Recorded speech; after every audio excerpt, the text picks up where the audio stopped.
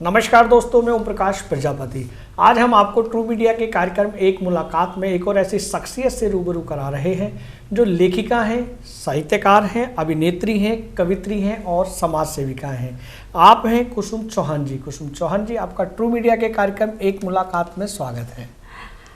धन्यवाद, आपका बहुत बहुत धन्यवाद। मैं ओम प्रकाश जी आपका बहुत बहुत धन्यवाद व्यक्त करती हूँ और साथ में ही बहुत प्यारे प्यारे दर्शक हमारे ट्रू मीडिया के, आप सभी का बहुत बहुत धन्यवाद व्यक्त करती हूँ कि आप सभी ने मुझे इस स्टूडियो में आमंत्रित किया। बहुत अभिनंदन है कुसुम जी आपका। हम प्रश्नों की ओर चलते हैं कि मेरा पहला प्रश्न है, कुसुम जी आपको कब महसूस हुआ कि आपके भीतर एक अभिनेत्री या एक लेखिका मौजूद है? हाँ बिल्कुल, आपका प्रश्न ये बचपन से ही क्या था कि मैं जब 5th 6th में थी तो जैसे अगर प्रकृति के नज़दीक जाती थी तो मुझे जैसे झरना बह रहा है तो मुझे उसकी कलकलाहट बहुत अच्छी लगती थी। फूलों से बहुत प्रेम था और कुछ भी मतलब एक्टिविटीज़ होती थी तो मुझे अच्छी लगती थी और मेरा मन करता था कि मैं उन्हें ना शब्दों में पिरोऊं। वाह। और कविताएं पढ़ती थी तो वो भी अच्छी लगती थी स्कूल में। जैसे वाह वाह वाह। उम्र के साथ साथ जैसे अब स्कूल में आई तो 9th क्लास में कंपटीशन हुआ कविता प्रतियोगिता का जी। तो वहाँ पर मेरा मन हुआ कि मैं खुद से कोई कविता लिखूं मतलब और खुद से सुनाऊं। लिखती थी लेकिन ये नहीं था कि बहुत अच्छा कैसे लिखा जाए, कैसे उसके नियम होंगे, ये नहीं मालूम था। भाव, जो आपके भाव आते थे वो लेखन करते थे। हाँ ये था, पर ये नहीं पता था कैसे करना है, क्या करना है। जी। तो मैं फिर वो कविताएं स्कूल में सुनाने लगी और धीरे धीरे बस ये प्रक्रिया स्कूल कॉलेज फिर दोस्तों ने भी पसंद किया और मैं शेरो शायरियाँ भी सुनाने लगी। क्या बात है, क्या बात है। उम्र का जो मोड़ आता गया उस मोड़ से गुजरते हुए उस मोड़ की जो भाव भंगिमाएं थी उन्हें मैंने अपनी कविता का स्वरूप दिया, अपने शब्दों में पिरोया और मन के भावों को व्यक्त करती चली गई। जी। अब आपके सामने ही है। वाह वाह, बहुत अभिनंदन है।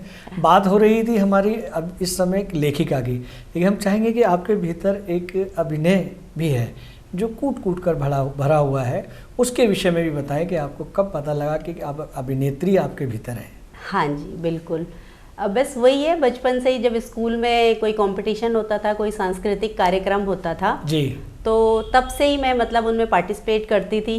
कई चीज़ें मुझे नहीं आती थी, जैसे डांस मुझे बहुत अच्छे से नहीं आता था जी, पर मैं फिर भी मैम के पीछे पड़ जाती थी, नहीं मुझे ले लो मुझे पीछे खड़ा कर देना जी। तो जो भी था फिर वो सारी एक्टिविटीज़ होती रही, जो जैसे सोशल मुद्दे पर बहुत सारे नाटक हम लोग करते थे स्कूल के थ्रू जी। तो उनमें मैं पार्टिसिपेट करने लगी, जैसे भ्रूण हत्या हो गई, महिला सशक्तिकरण हो गया, ऐसे विषयों पर महिलाओं की एजुकेशन के ऊपर कई नाटक मैंने किए हैं जी। और वो स्कूल में वो नाटक करती रही, कंपटीशन में प्राइजेस लाती रही और उससे मनोबल बढ़ता रहा और यही प्रक्रिया मेरी कॉलेज में भी चलती रही। क्या बात है, क्या और बस नाट्य क्षेत्र में भी आ गई और आपके सामने ही मतलब अभिनय और लेखन दोनों साथ साथ चलता रहा। जी। कुसुम जी, हम आगे बढ़ते हैं। जैसा जन्म आपका उत्तराखंड में हुआ, लेकिन जो आपकी बेसिक शिक्षा है वो कहाँ हुई?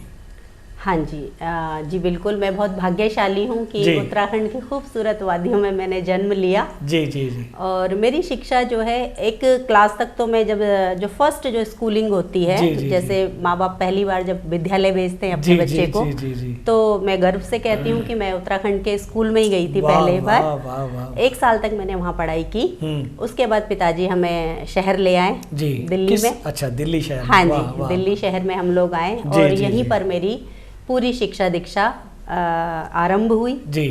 तो ये कहें कि आपकी जो बेसिक शिक्षा है वो दिल्ली से आरंभ हुई? हाँ जी बिल्कुल। किस कॉलेज से हुई आपकी शिक्षा? हाँ जी, मैं कॉलेज ऑफ वोकेशनल स्टडीज़ से मैंने ग्रेजुएशन की जी। Office management and secretarial practice पे मैंने किया था ग्रेजुएशन। और पोस्ट ग्रेजुएशन मैंने जामिया मिलिया इस्लामिया कॉलेज से की थी, हिंदी साहित्य।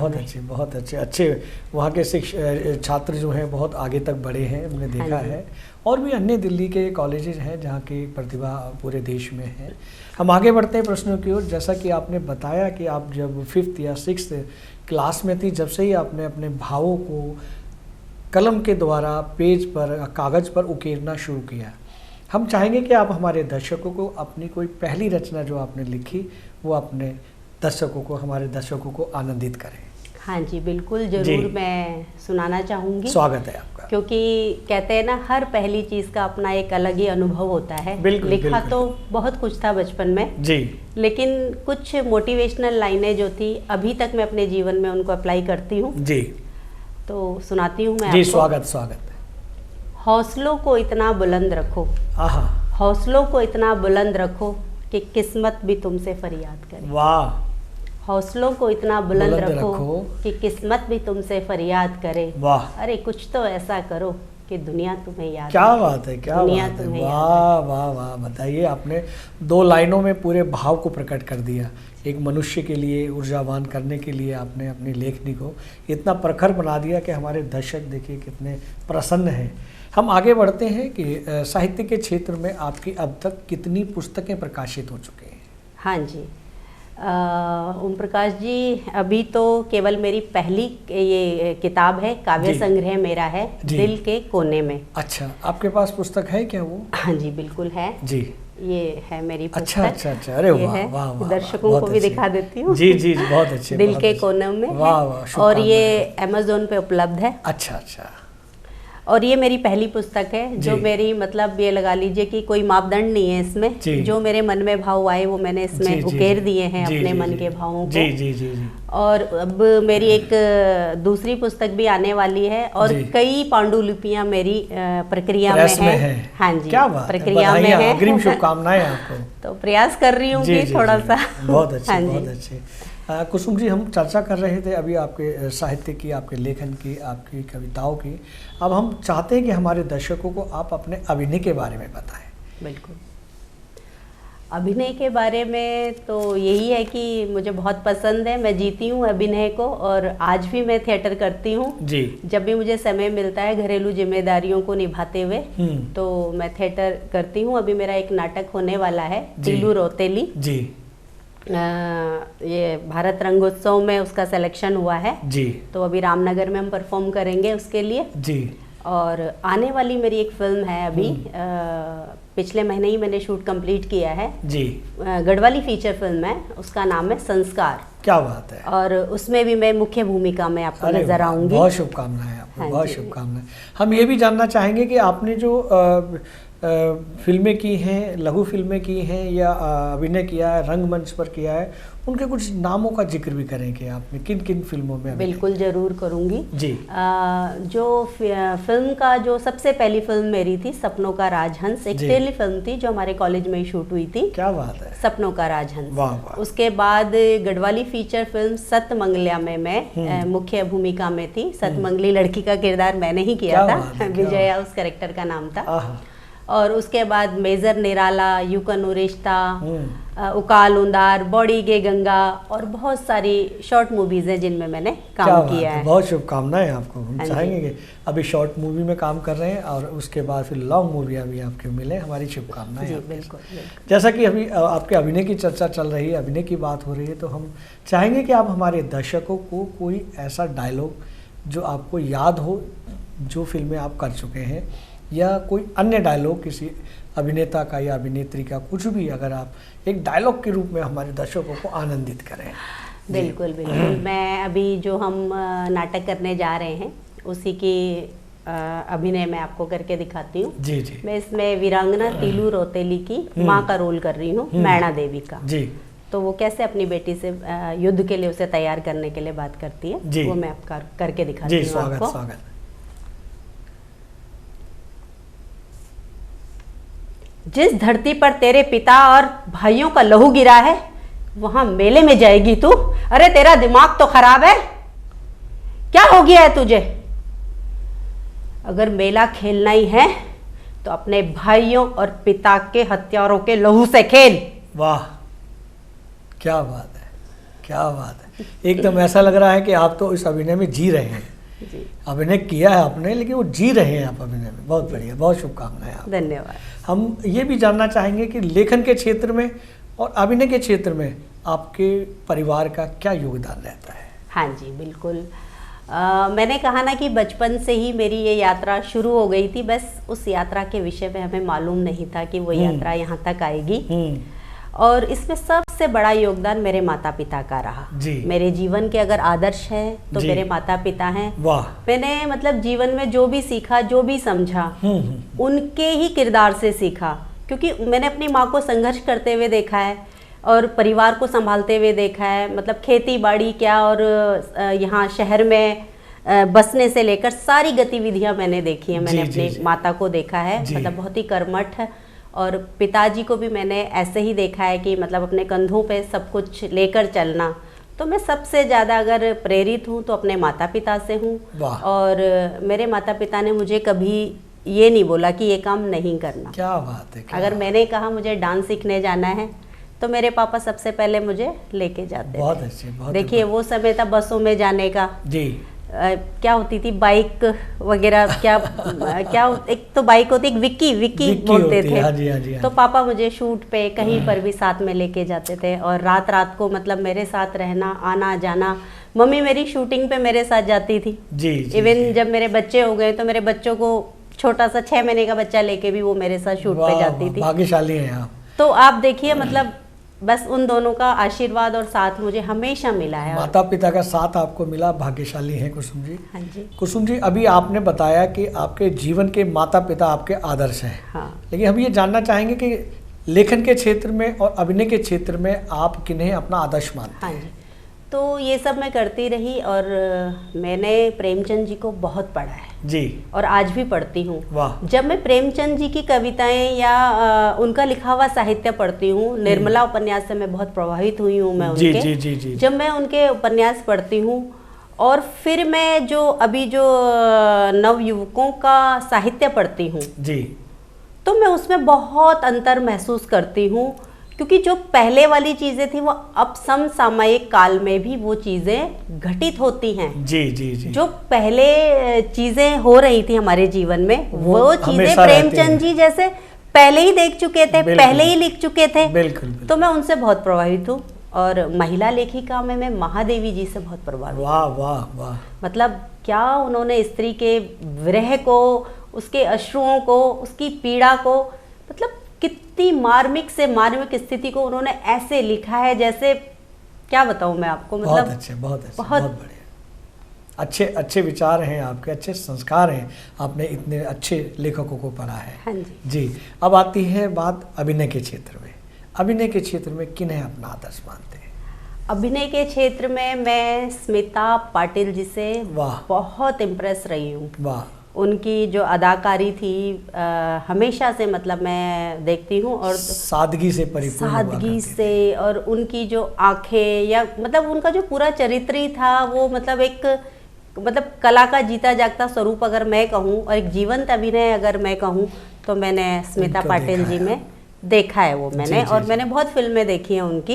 जो आर्ट मूवीज है वो मैं बहुत देखती थी। जी जी जी। और पसंद है मुझे आर्ट मूवीज देखना। क्या बात है। और अच्छा लगता था। आप रंगमंच से जुड़ी हुई हैं, इसलिए रंगमंच के जो अभिनेता या अभिनेत्री हैं वही आपको ज़्यादा पसंद। बिल्कुल। वाह, बहुत अच्छे। हम आगे बढ़ते हैं कि हम चाहेंगे कि हमारे दर्शकों को आप अपनी कोई रचना सुनाएं और रचना वो सुनाए जो आपको ज़्यादा पसंद है। हालांकि हर रचनाकार को सारी रचनाएं पसंद होती हैं, लेकिन उनमें से भी एक विशेष होती है। जैसे किसी अभिभावक के बच्चे 4 या 6 या 10 हैं, उनमें से एक ही दिखता है कि ये बच्चा ठीक है। ठीक उसी तरह से आपको अपनी रचना सुनानी है और वो आपको क्यों पसंद है पहले वो बताएं, फिर रचना सुनाएं। जी बिल्कुल। मैं दिल के कोने में काव्य संग्रह से ही आपको कविता सुनाती हूँ। जी जी, स्वागत जरूर सुनाऊंगी। कविता मुझे इसलिए पसंद है क्योंकि मैंने देखा है कि जो महिलाएं हैं हमारी, बहुत सारे साहित्यकारों को पढ़ा है, जितना मतलब पढ़ सकती थी मैं, थोड़ा बहुत जो भी मेरा अनुभव रहा है, मैंने बहुत महिला लेखिकाओं को पढ़ा, पुरुष लेखकों को भी पढ़ा। तो वहाँ भी मैंने नारी के विरह को ही देखा।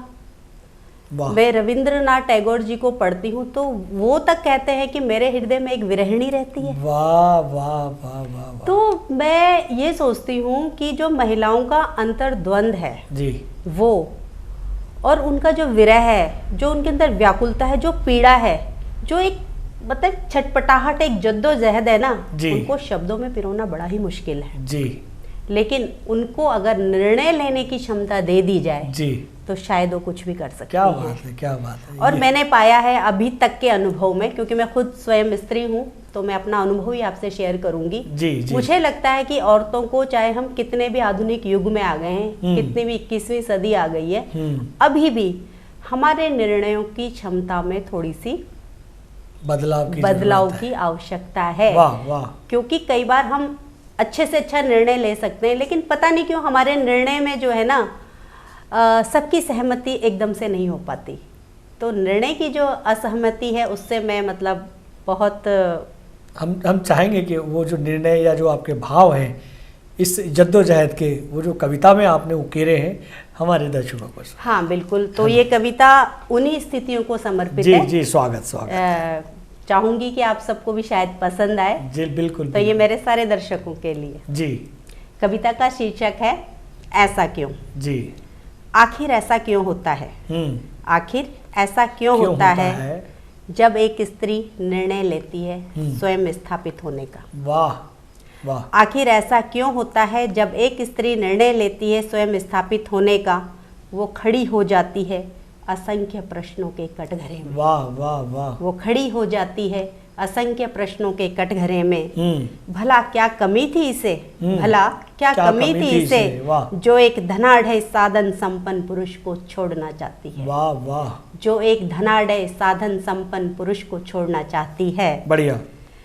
आखिर ऐसा क्यों होता है जी जब एक स्त्री निर्णय लेती है स्वयं वाह स्थापित वाह होने वाह का। वाह वाह वाह। बढ़िया बढ़िया। बहुत अच्छे शब्दों से आपने इस रचना को पल्लवित किया है। बहुत शुभकामनाएं आपको। हम आगे चलते हैं कुसुम जी। जैसा कि हमें पता चला सूत्रों से कि आपको देश की अनेक संस्थाएं आपको सम्मानित कर चुकी हैं। हाँ जी। उस सम्मान प्राप्त करने में आपको कैसा महसूस हुआ? बिल्कुल। मैं सबसे पहले तो उन सभी संस्थाओं का बहुत बहुत धन्यवाद करती हूँ कि जिन्होंने मेरी कला की यात्रा को समझा और मुझे सम्मानित किया। मैं सभी का बहुत बहुत धन्यवाद व्यक्त करती हूँ जी। और जब सम्मान मिलता है ना, तो क्या होता है कि एक ऊर्जा अपने आप ही बिल्कुल प्रज्वलित हो जाती है हमारे अंदर। हमें वो जिस काम के लिए हमें सम्मान मिलता है उस काम को और ज्यादा और अधिक करने की हमें ऊर्जा मिलती है। बिल्कुल। क्योंकि होता क्या है ना कि गृहस्थ जीवन में जब आप गृहस्थ भी देख रहे हो और अपनी कला को भी बचाने के लिए लगे हुए हो, तो उस बीच में क्या होता है कि अगर हमें थोड़ा सा सम्मान कोई मिल जाता है तो हमारे अंदर और ताकत आ जाती है, यार चलो कुछ और कर लेते हैं, कुछ और कर लेते हैं। तो बस ये सम्मान और इन उपलब्धियों के जरिए ही हम यहाँ तक काम कर पाए हैं। बहुत अच्छे, बहुत अच्छे। कुसुम जी, चलते चलते हम एक अंतिम प्रश्न करेंगे कि आप देश के युवा साथियों को क्या संदेश देना चाहेंगे? क्या वर्तमान स्थिति में आप देखते हैं कि और उन्हें क्या करना चाहिए, क्या नहीं करना चाहिए? हाँ जी जी बिल्कुल। मैं युवाओं से यही कहना चाहूँगी कि अच्छा साहित्य पढ़े। जी। देखिए, जो लिखा जाता है वो बड़ा ही अमिट होता है और जो जितने भी साहित्यकार हैं वो बड़ी गहराई से और बड़ी गहरी बातें लिख जाते हैं। जी। और न जाने कौन सी पंक्ति किसके जीवन को परिवर्तित कर दे, हम नहीं जानते। वाह वाह वाह वाह। लगातार अच्छे साहित्य को पढ़िए, नए लेखकों को भी पढ़िए, क्योंकि मैंने देखा है युवा लेखकों में भी बहुत मतलब इतनी ऊर्जा है और इतने अच्छे अच्छे शब्दों का वो प्रयोग करते हैं कि मतलब लगता है कि हाँ कुछ नयापन है। और पुराने राइटरों की तो देखिए अपनी अलग ही बात है, और उस जब पुराना और नया दोनों मिलकर चलेंगे तो एक नई कविता का सृजन होगा, नव साहित्य का सृजन होगा। बहुत अच्छे, बहुत अच्छे। कुसुम जी, आपने ट्रू मीडिया के कार्यक्रम एक मुलाकात के लिए अपना बेशकीमती समय दिया, उसके लिए बहुत बहुत धन्यवाद। मैं आपका भी बहुत बहुत धन्यवाद करती हूँ और सभी दर्शकों का भी धन्यवाद। अगर आप ये वीडियो YouTube पर देख रहे हैं तो हमारे चैनल को सब्सक्राइब करें और बेल आइकन को दबाना ना भूलें। अगर आप Facebook पर ये वीडियो देख रहे हैं तो हमारे पेज को लाइक करें।